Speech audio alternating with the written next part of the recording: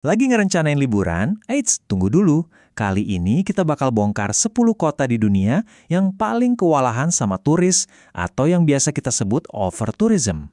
Pasti pernah kan ngerasa kayak gini? Udah niatnya mau santai, malah desek-desekan di tempat liburan. Ternyata ini bukan cuma perasaan Anda aja loh. Ini fenomena global yang nyata.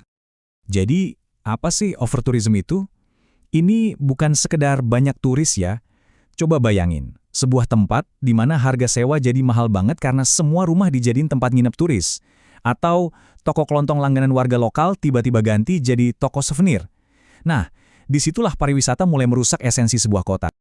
Oke, kita langsung aja mulai hitung mundur dari 10 destinasi yang paling kewalahan di dunia. Percaya deh, beberapa nama di daftar ini mungkin bakal bikin Anda kaget. Di nomor 10 kita punya Permata Adriatik, Dubrovnik di Kroasia. Kalau Anda nonton serial TV populer, pasti kenal banget sama kota tua berdinding ini. Dan ya, popularitas itulah yang jadi sumber masalahnya. Gini deh, bayangin ya, sebuah kota yang penduduknya cuma sekitar 40.000 orang, tapi harus nampung gelombang turis yang luar biasa banyak. Tekanannya itu gede banget, sampai-sampai mereka serius mikirin buat ngebatasin jumlah pengunjung harian yang boleh masuk ke kota tuanya. Selanjutnya, kita lihat sepasang kota ikonik di Eropa. Keduanya sama-sama berjuang dengan masalah yang mirip, tapi cara mereka ngatasinya agak beda nih. Di nomor 9 ada Lisbon, dan di nomor 8 ada Venesia. Dua-duanya sama-sama padat. Bedanya, Lisbon lebih fokus ke masalah perumahan, jadi mereka batasi sewa jangka pendek. Sementara Venesia, yang rasionya gila-gilaan bisa sampai 120 turis untuk tiap satu penduduk, akhirnya coba nerapin pajak buat turis yang cuma datang seharian. Perjalanan kita lanjut ke dua raksasa Eropa lainnya. Di sini, sejarah kuno harus berhadapan langsung sama pariwisata modern yang, wah, masif banget.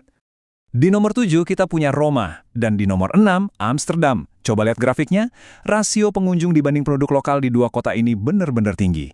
Inilah yang akhirnya bikin ada aturan ketat, kayak larangan bangun hotel baru di Amsterdam atau pembatasan akses ke monumen-monumen bersejarah di Roma. Sekarang kita masuk ke 5 besar, dan angka-angkanya mulai makin ekstrim. Kita bakal bahas dua kota yang kayaknya selalu ada di daftar destinasi impian semua orang. Oke, di nomor 5 ada Barcelona, dan di nomor 4 ada Paris. Nah, di sini kita mulai lihat polanya nih. Kota-kota ini pakai dua senjata utama. Pertama, dari sisi uang, kayak pajak turis. Kedua, dari sisi aturan, kayak larangan bangun hotel baru. Semuanya demi mencoba mengambil kembali kendali atas kota mereka. Dan sekarang, mari kita lihat 3 besarnya. Lupakan sejenak deh soal rasio turis per penduduk yang tadi kita bahas. Di sini kita bakal lihat overtourism dari 3 sudut pandang yang benar-benar beda. Rasio yang super ekstrim, kepadatan yang nggak masuk akal, dan jumlah yang luar biasa banyak. Tabel ini nunjukin betapa rumitnya masalah ini. Di nomor 3, Orlando. Masalahnya ada di rasio 226 turis untuk setiap satu penduduk. Gila kan?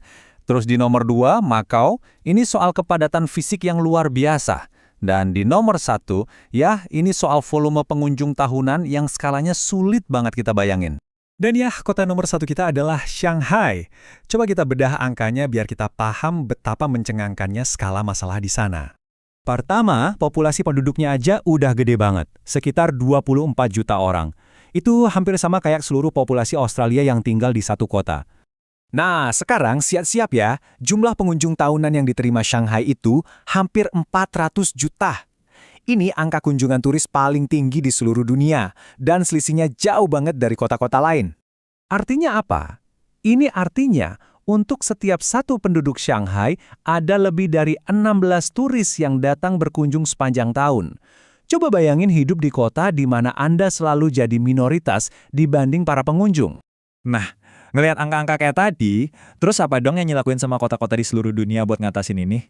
Intinya sih, ada 4 cara utama yang mereka lakukan. Pertama, dari sisi finansial, ya pakai pajak. Kedua, dengan kontrol akses, misalnya harus reservasi dulu. Ketiga, batasin akomodasi, kayak hotel dan penyewaan jangka pendek. Dan terakhir, ngatur alur pergerakan orang biar nggak numpuk di satu tempat aja. Tapi yang penting buat diingat, nggak ada satu definisi pasti buat overtourism. Makanya peringkat ini pakai berbagai macam ukuran. Masalah yang dihadapi Orlando itu beda banget sama masalahnya Venesia, atau apalagi Shanghai. Jadi, pertanyaannya sekarang adalah, Dengan pariwisata global yang makin menggeliat, apakah solusi-solusi ini cukup? Atau jangan-jangan liburan di tengah keramaian yang luar biasa ini bakal jadi normal yang baru buat kita semua? Gimana menurut Anda?